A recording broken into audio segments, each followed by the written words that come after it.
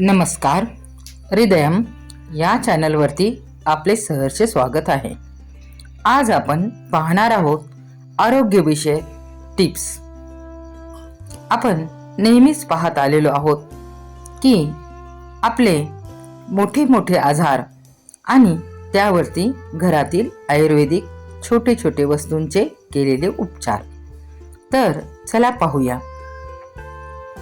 1.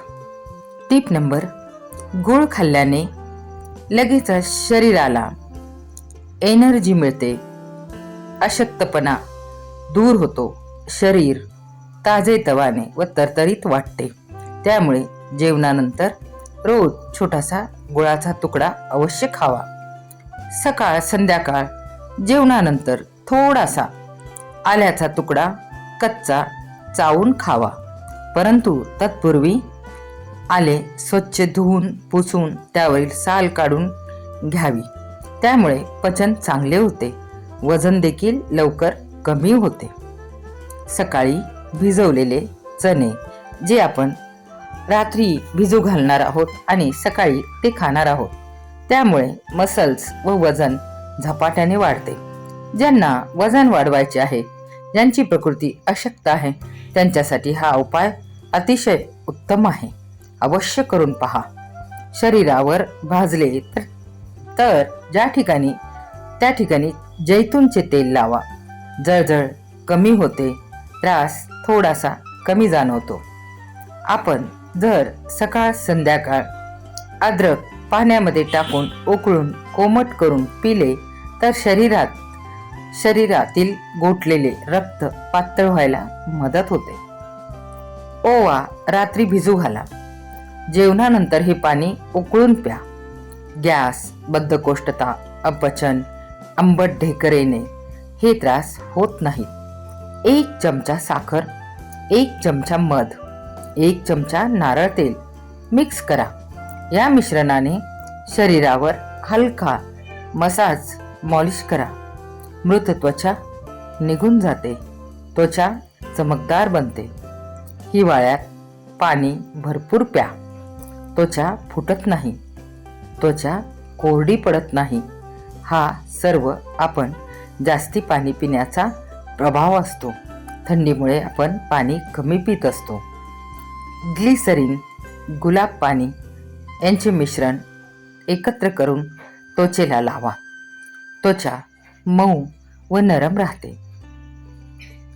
Pneumonia झाल्यास हिंग अधिक पाणी घ्या आणि ते एकत्र करून प्या. त्यामध्ये निमोनियामध्ये आपल्याला आराम मिळतो. जर आपल्याला दातदुखीचा त्रास असेल तर दुखऱ्या दातावर आल्याचा रस कोमट करून लावा. दातदुखीचा त्रास सौम्य जाणवेल. लूज मोशन होत असतील तर दही भात खावा. मसालेदार जेवण टाळावे, तरच शरीराला आराम मिळू शकतो. जर प्रवासात उलट्या होत असतील तर लवंग पाण्यात उकळून प्या. त्याचे पाणी प्या अथवा लवंग तोंडामध्ये खावी.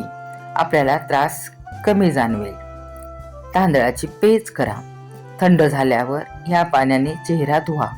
त्वचा घट्ट आणि चमकदार होते. हा उपाय अवश्य करून पहा, प्रसन्न वाटेल. ग्रीन टी जो आपण बर्फच्या ट्रेमध्ये जमवून फ्रीजरमध्ये ठेवा व हा बर्फ आपल्या चेहऱ्यावर लावा. चेहरा चमकदार होईल. मधाने चेहऱ्याची मॉलिश करा. चेहरा त्वरित नरम, मुलायम, चमकदार दिसेल. पुदिन्याच्या पानांची वाफ घ्या.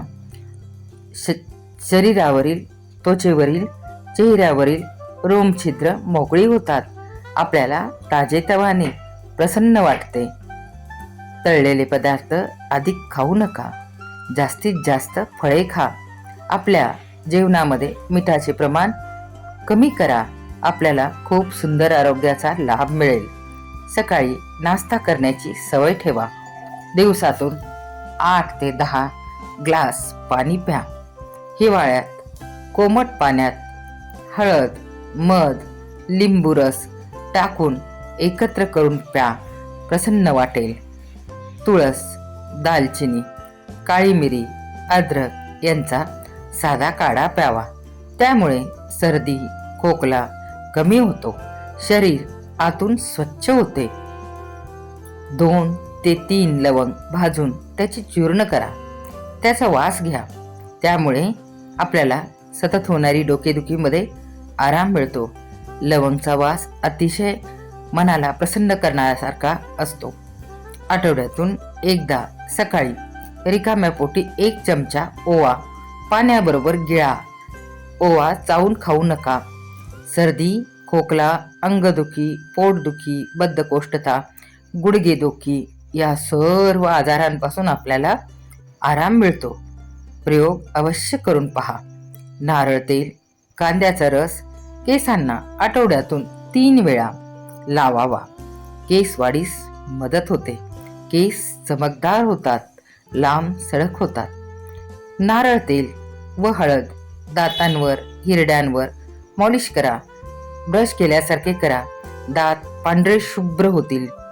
खोबरेल तेल, बेकिंग सोडा यांचे मिश्रण एकत्र करा. आपली मान, कोपरे यांच्यावरती चोळा. तेथील काळेपणा दूर होतो. खोबरेल तेल, साखर यांचा स्क्रब केल्याने नाकावर ब्लॅक व व्हाईट हेड असतील ते निघून जातील. स्क्रब करताना हळूवारपणे स्क्रब करावा. भाज्यांचे सूप पिण्याने सौंदर्य टिकून राहते. जेवणापेक्षा सूप हलके फुलके असते. मेथी दाणे रात्री भिजवून सकाळी रिकाम्या पोटी गिळावे. पाण्यासारखे पाणी प्यावे. आपले वजन जे आहे तेच वजन राहते, वाढत नाही. हिवाळ्यात शेवग्याच्या शेंगा यांचं सूप, भाजी करून खाण्यामध्ये जास्तीत जास्त प्रकार ठेवावेत. त्यामुळे शरीराला उष्णता प्राप्त होते. हिवाळ्यात संरक्षण होते. अशाच नवनवीन माहिती, टिप्स याविषयी माहिती जाणून घेण्यासाठी हृदयम या चॅनलला सबस्क्राईब करा. व्हिडिओला लाईक करा. आपल्या मित्रपरिवारांमध्ये जास्तीत जास्त हा व्हिडिओ शेअर करा. व्हिडिओ शेवटपर्यंत पाहिल्याबद्दल शतशः धन्यवाद. आपल्याला व्हिडिओमध्ये एक प्रश्न पडला असेल की प्रत्येक वेळेला कोणत्याही वस्तूचे प्रमाण कसे घ्यावे, तर प्रत्येक माणसाची प्रकृती ही वेगवेगळी असते. त्यामुळे आपल्या प्रकृतीला झेपेल असे प्रमाण आपण घ्यावे व आपल्याला फायदा वाटल्यास पुन्हा तेच प्रमाण आपण घेत राहावे.